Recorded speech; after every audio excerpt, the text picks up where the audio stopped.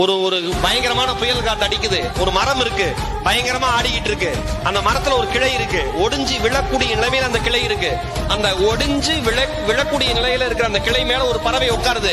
நல்லா யோசிச்சு பாருங்க, புயல் காத்து, மரம், ஒடிஞ்சு விழுகிற கிளை, உடைந்து விழுகிற கிளை, அதன் மேல் வந்து ஒரு பறவை அமர்கிறது.